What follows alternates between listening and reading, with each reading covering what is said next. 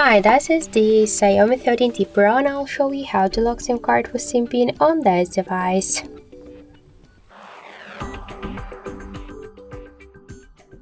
So open first the settings and then scroll all the way down to the passwords and security.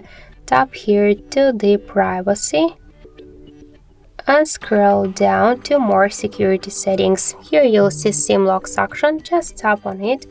And here click to lock SIM card with the help of the switcher. Now just you should enter the PIN code. For example, in my case that will be from 1 to 4, and after that just tap to OK.